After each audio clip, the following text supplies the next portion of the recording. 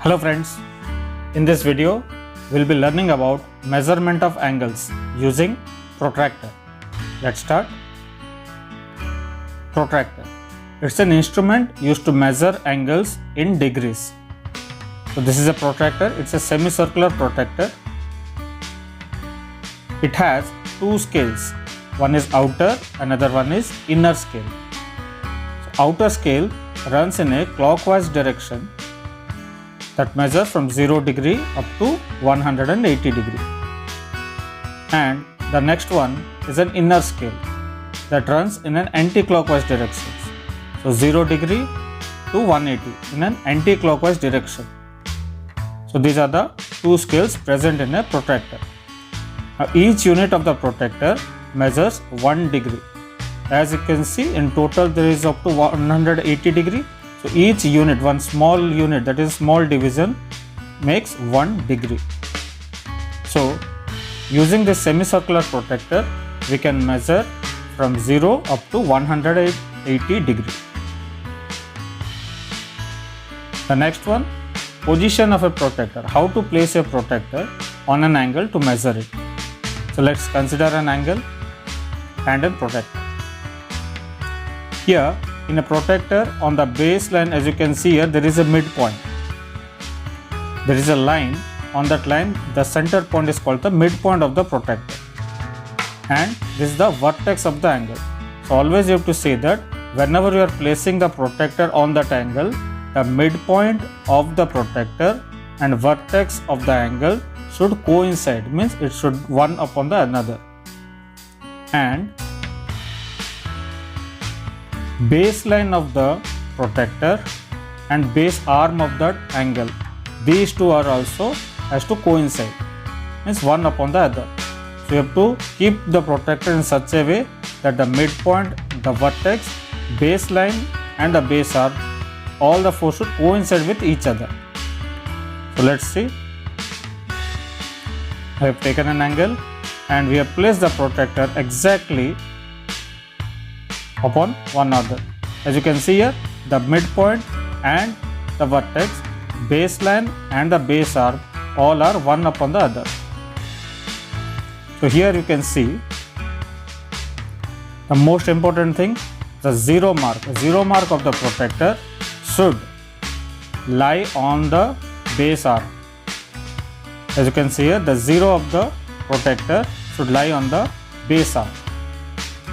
And one of the angle arm, you can see it lies on any other scale of the protractor.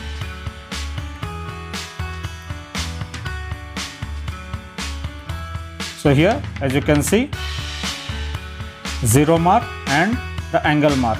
So zero mark should be on the baseline, that is the baseline. As you can see here, 0 and 80, see that line, it should be on the baseline. And the angle mark, you can see here, it shows 50 degree, 130 degree. Now there is a problem here. So which one we have to consider, 50 degree or 130 degree? So to avoid this confusion, we have got a rule called left outer, right inner. Using this rule, easily we can read the scales. So let's do it. Now we have taken an angle and placed our protractor such that the vertex, the midpoint, the baseline, the base arm, all are on the same position. So here we can see now the zero mark. As you can see here, the zero mark is on the base arm of the angle. Now here we say that the zero mark is on the left side. As you can see here, zero mark is on the left side of the vertex. That is, the angle arm, the base arm of that angle is towards the left hand side and zero mark is onto the left of the vertex. As you can see here, the zero is on the left side of the vertex. So here, when it is on the left side, we have to say the outer scale. When the zero mark is on the left hand side of the vertex, we have to see the outer scale, that is the clockwise direction. Now, if we consider this angle and place the protractor, here we see that 0 is on the right hand side of the vertex. The vertex is on the left side and the 0 mark is on the right hand side where it meets the base arc. So here, as it is on the right hand side, we have to see the inner scale, that is the clockwise one, anti-clockwise one. So for left outer one, that is clockwise, for right inner one, so anti-clockwise. So the rule says LORI. So easily we can remember LORI. So left outer, right inner. So this is the rule we will be using for measurement of the angles. So the rule says LORI, left outer, right inner. So let's take this angle and place a protector. Here we can see the 0 mark.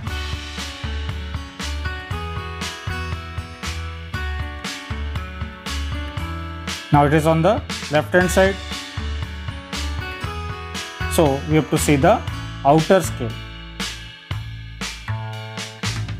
Now you can see on the outer scale the angle meets at 70 degrees, as you can see here. So the angle measurement is 70 degrees. So the angle made by this is 70 degree and it's an acute angle. Now let's see this one. As you place the protractor, the 0 mark is on the right hand side. As you can see here, right hand side. So we have to see the inner scale, left outer, right inner. So in this one, you can see the angle arm. So see the angle arm that touches at 60 degrees. You are seeing the inner scale, that is anti-clockwise you are going. So anti-clockwise we get it on 60 degrees. So it's an acute angle. Now here, as you can see, the 0 is on the left hand side. So left hand side, outer scale. So on that outer scale, we have to see where the angle crosses the scale. So here we can see it is touching at 120 point. So that is 120 degrees. And 120 degrees means it's an obtuse angle as it is more than 90. So left outer.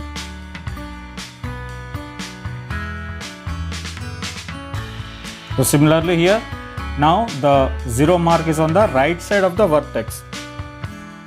So for right side, we will take the inner scale.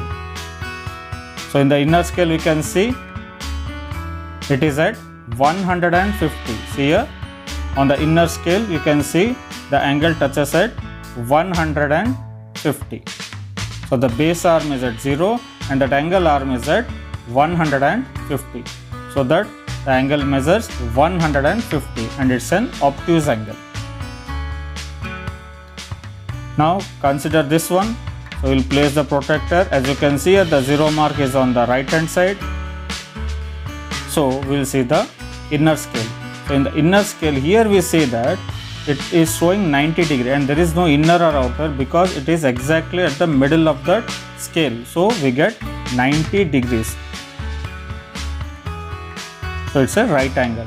Similarly again here, we can see it's on the left hand side.